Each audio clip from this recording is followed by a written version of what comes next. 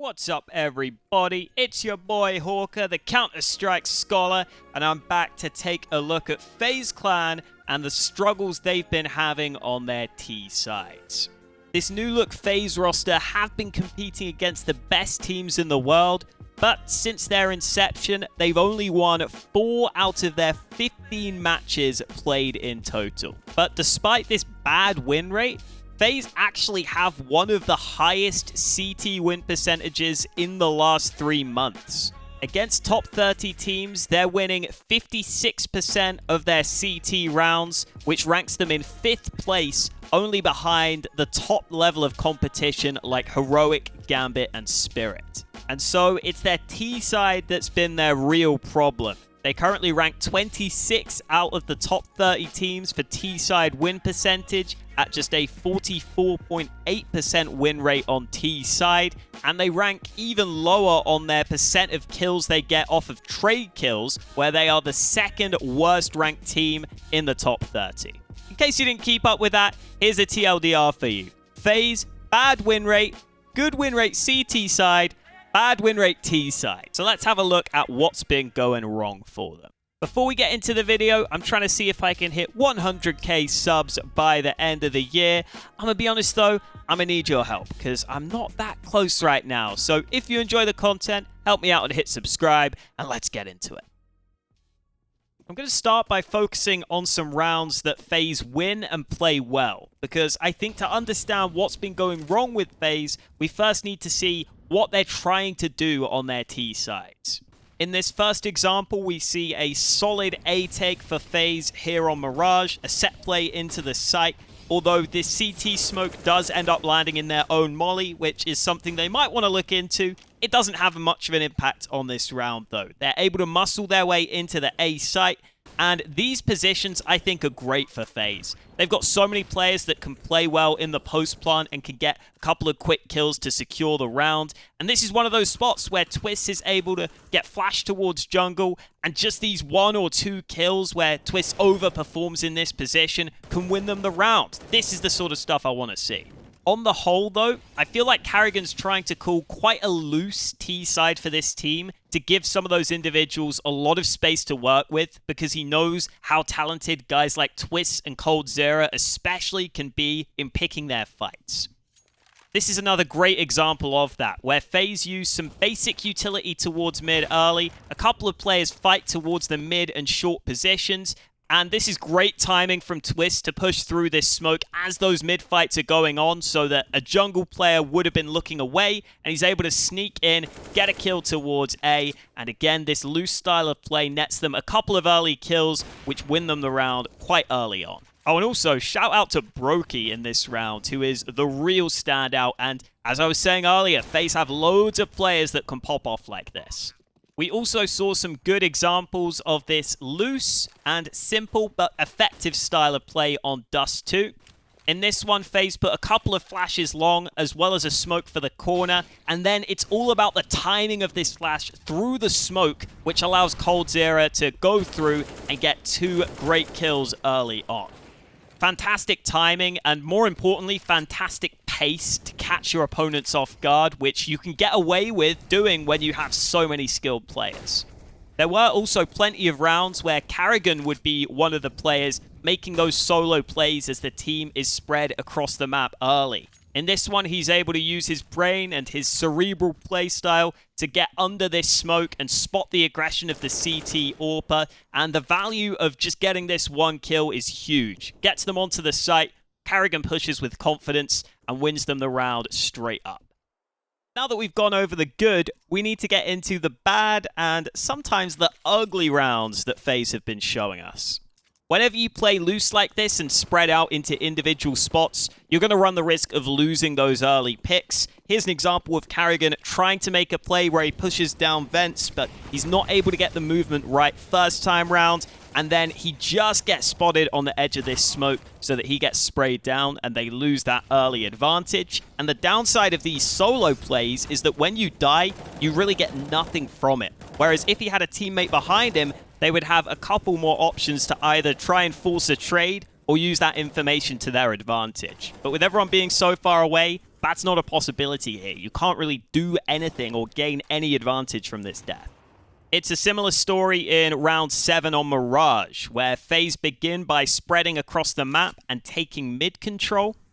Rain puts a smoke into window to help them start to make their move up mid, and while this is happening, coldzera even catches some aggression from a Palace player and gets them an early kill, but that quickly gets turned against them as Rain is a little bit sloppy, not realizing when his own smoke that he threw window was going to fade. He gets picked straight back, and these small mistakes were made very frequently by FaZe and left them in much more difficult positions.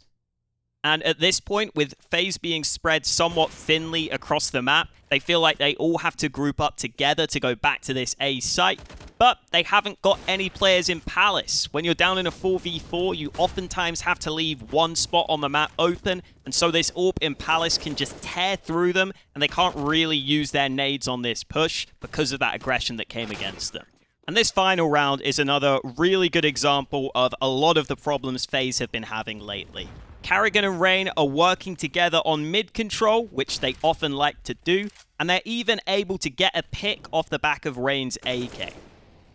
So this is a great start to the round, but then going up into that 5v4, they stay spread across the map, and Karrigan even goes back towards the B apartments. Despite the fact they haven't seen an AWP towards mid, he decides to try and cross over and ends up just gifting this pick straight back to Sprout, which is a possibility you've got to be aware of when you're leaving an area of the map open early on. Once Karrigan goes down, FaZe are still in an okay spot though, in a 4v4 that they should be fairly happy with. But they decide to go for a push into the A bomb site. Twist is even able to get an early kill towards ramp on the edge of this smoke. But I get the feeling that these contact plays have been nowhere near as effective as FaZe would have wanted. And you see these nades that are going all over the site are really sloppy from FaZe. I think they've got to improve at getting these nades down on the fly. They put a couple of mollies in play. They underhand this smoke awkwardly to try and cross to the site. But if anything, this actually ends up helping Dennis get a couple more angles around this smoke, and he plays a big part in shutting this sloppy-looking push down. And this is where we get into the section I'm going to call the ugly, because I think the amount of silly mistakes, especially with utility, that FaZe have been making has been a real concern. An example that Maui Snake pointed out on the desk was this slow smoke that twists through, which is out of the meta nowadays, as there's a faster lineup for this smoke.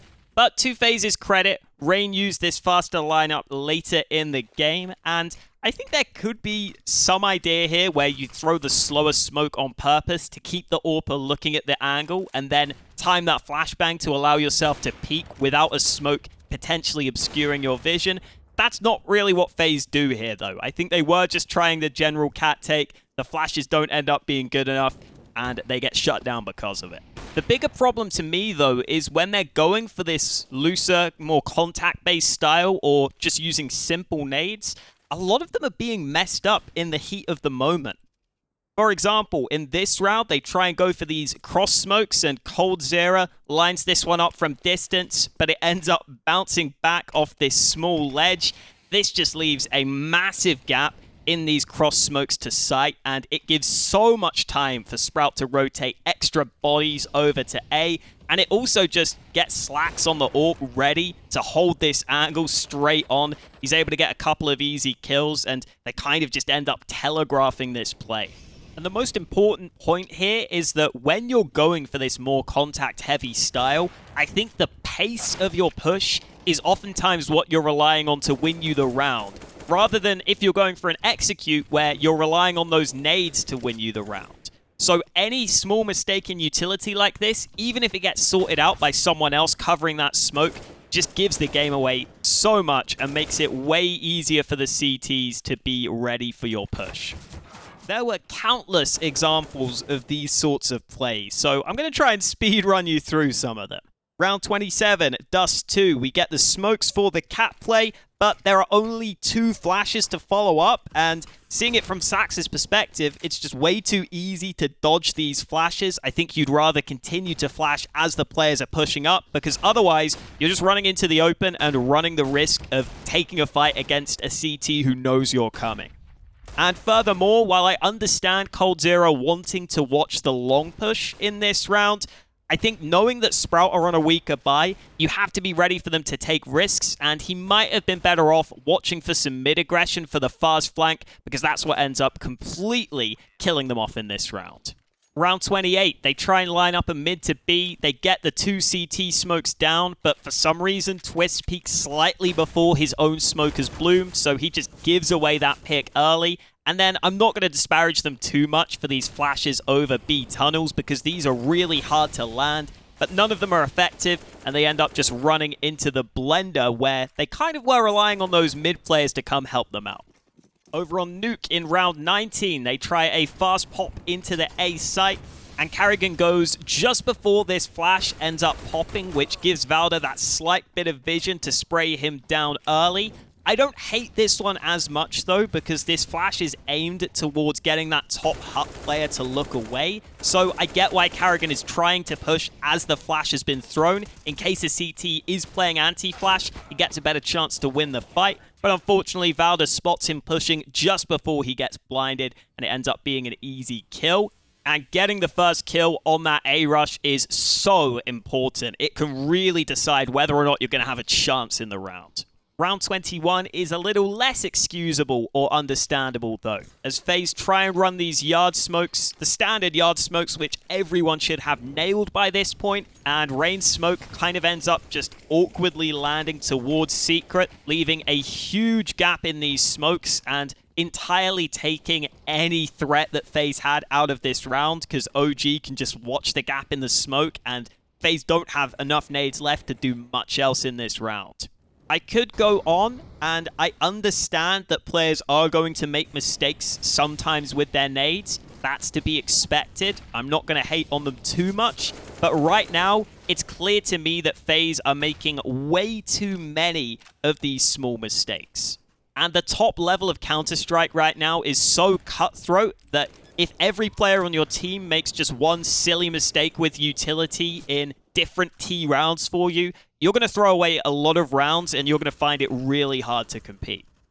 And the final thing I feel like FaZe had a couple of times was a lack of speed on some of their trades. In this round, they line up the mid to B, which looks pretty good to begin with, but I think one of coldzera or Brokey, these players playing back towards mid doors, have to be ready for this push through CT. It's quite a common play, and you can much more easily dodge the flash than your teammates because you have a bit of cover you can quickly tuck into. And then as coldzera and Brokey try and push together towards B, Cold goes in first, and Brokey isn't ready to trade his teammate. And these sorts of on-the-fly decisions are very important to make. I think a slightly more clear-cut example might be here on Nuke in this round 25. To begin with, FaZe do a pretty good job at taking some control towards Yard, and Twists even gets a little unlucky to get killed by a blind Alexi B, but Carrigan trades. From here, Carrigan gets into main to try and split A, but goes down quite early on, and then both Brokey and coldzera just do what I think is the worst thing in this position, where they don't instantly commit to the trade, but they don't use their nades to help them on the push either. So they kind of just get caught in this no man's land, where they're not able to instantly refrag their teammate, but then I think you can see Brokey realizes he wants to try and force that trade kill, just a little bit too late at doing it. And that means instead of using his flashes, which might have helped him set up a favorable fight, he ends up trying to swing just way too late, and it becomes much easier for the CTs to hold. So just kind of getting stuck in no man's land here, which I think is something that they're going to have to overcome. These split-second decisions are very important on these more contact-style plays.